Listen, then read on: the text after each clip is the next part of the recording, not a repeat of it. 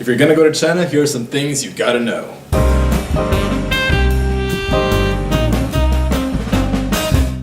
Good evening, everyone. Okay, I'll be honest, this video is 2 months late. It's currently early February and I came back from China 2 months ago. Anyways, China, wow. Like, the people, the culture, the way they do shit is just astounding. And yes, I suppose I'm the stereotypical, ooh, I just came back from studying abroad, I'm so amazed, but yeah, I'm really amazed at how they do things over there. I enjoyed the trip very much, I had a lot of fun, I learned quite a bit. And if you are going to China, or if you're just fascinated with China, here are some 10 things to know. Number 1, study Chinese for at least a year before you go to China. I studied it for a year and a quarter and I didn't even think that I was good enough. I thought that I'd be the cool kid that would like translate for people, order food, order drinks, and go to the bars. No. I didn't know shit. The movies lie to you. Like whenever the characters in a movie go to China or any other international place, for some reason everybody fluently speaks English for some reason. No, that is a cheeky fucking movie lie. English, you'll find it very, very rarely. So because English is found rarely, you gotta study Chinese to recognize some of the characters on signs, some basic words, just to make yourself understood. Make yourself understood, know how the language works, know how the language looks like, and you'll be good. Now on the same subject, number 2, here are some very helpful words to start you off. Now, I'm gonna start by saying that Chinese culture is really modest. So if someone wants to sell you something and you don't want to just say, 不用. No thank you. They will instantly go away. It's not like here in the States where they like pressure you. No. You just say 不用, and they'll go away. 请给我, and then point to whatever you want on a menu. 请给我 means please give me. Then 谢谢 for thank you. 你好 for hello. 再见 for goodbye. You can also just say bye bye. Like the Chinese, I rarely heard 再见. It was mostly bye bye. And then there's 对不起 for I'm sorry. 没关系 for it's okay. And a very, very important phrase. Excuse me, do you speak English? It's a 请问 excuse me. 你说英语吗? 请问你说英语吗? Excuse me, do you speak English? And if they don't, they'll direct you to someone who might. Number 3, you will feel like a minority. If you're not Asian, you will walk from place to place with people staring at you, like thinking like, where did this guy come from? But yeah, that's something you should expect. People ogling at you, like the kids like pointing at you. Some people might even like want to take pictures of you or with you. And forget people looking at you for being different. There's also the language barrier that just can't be avoided if you speak little to no Chinese. So yes, you will feel totally different from the vast majority of the population. Number 4, they have you monitored. Your passport information is needed everywhere. As soon as you get off on the airport, passport. You go to your hotel, passport. You pick up a SIM card, passport. You want an Airbnb somewhere, passport. And that's all to say, for example, oh yeah, Gilbert came to the Shanghai airport at this time, he's staying at so-and-so hotel at Hangzhou for all these months. Oh yeah, he also got this Chinese SIM card, he will use this for these many weeks. Oh, how about this? That's cool, he's going to Shanghai for his Thanksgiving vacation for these few days. Oh, and bye-bye Gilbert, see you from the Shanghai airport, hope you come again. Yes, they have you monitored. Keep your passport with you at all times. You never know when you will need it. I know it sounds counterintuitive, but just keep it with you in a safe place and you don't have to worry because number 5, don't worry too much about crimes. Like in general, the Chinese are very well behaved. Like probably because there's cameras everywhere and the penalties are strict.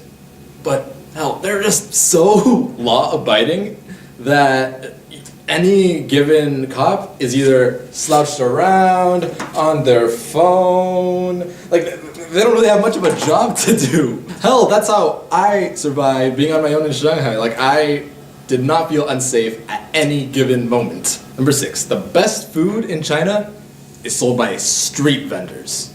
Forget the hotels, forget the tourist attractions, street vendors. I think it was Anthony Bourdain who said this. But like, suppose 80% of street vendors' income comes from the people that live directly in the surrounding neighborhood. So if for some reason the vendor accidentally sells rotten food or whatever, or does something to the dishes, the word gets spread around and that vendor goes out of business. So they're under this like pressure to sell good food at good prices to keep the people coming, and you want to be one of those people. Number 7, the Chinese compared to Americans don't give a fuck. Now let me explain before you click on that dislike button, you racially sensitive people. Should you encounter a stranger who speaks English who wants to make small talk with you, don't be surprised at some personal questions. Why are you in China? What's your job? Do you have a boyfriend or girlfriend? Are you in China because of a boyfriend or girlfriend? It's almost never with the intention of making you uncomfortable. Like, it's just like you're a foreigner and they are really, really curious about you. They love foreigners, especially Americans. I cannot stress that enough. Number 8, it's a classic one. Do not drink Chinese tap water. Get bottled water instead.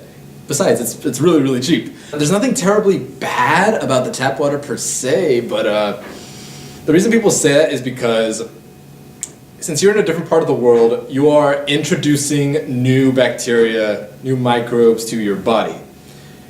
And if you take it in large amounts, then your body may not respond well to that, and you might get traveler's diarrhea or worse as a result. But if you know where to look, you can get a bottle like this big for like 2 yuan, it's like 30 cents or so. And that should keep you hydrated for the day. Number 9, I wish I knew this before. Mandarin isn't spoken everywhere.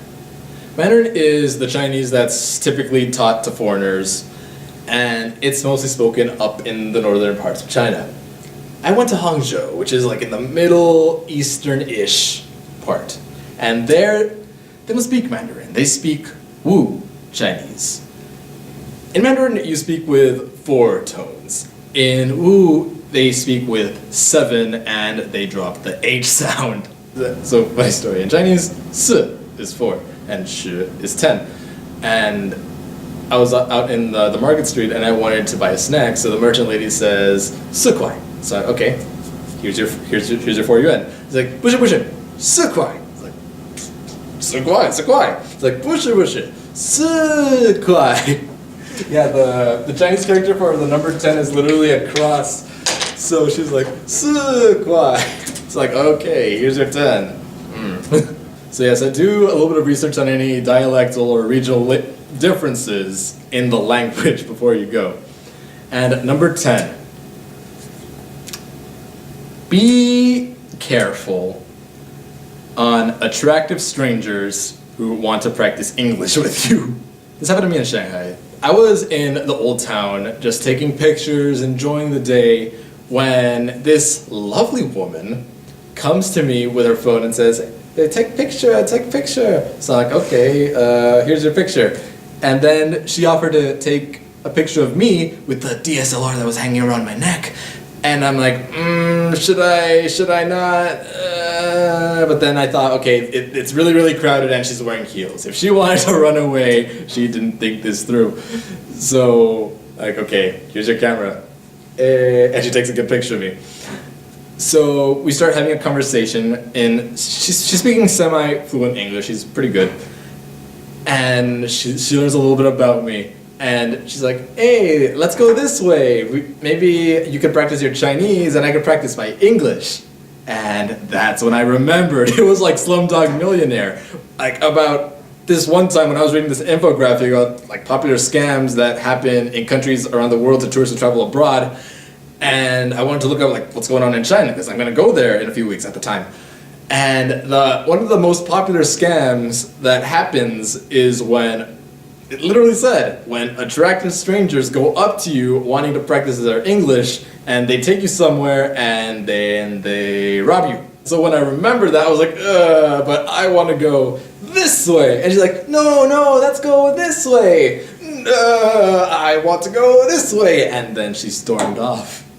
The cheeky liar. But yeah, I really appreciated the hell out of my trip to China. It was a really interesting, eye-opening experience to different cultures, different customs of doing, it's wow.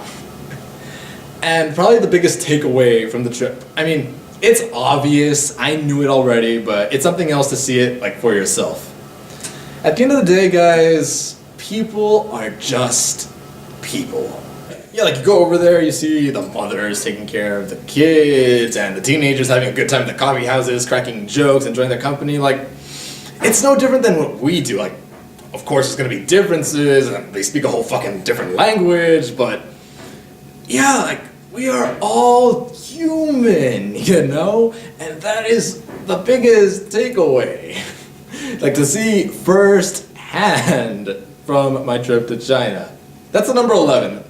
So take care, kick ass.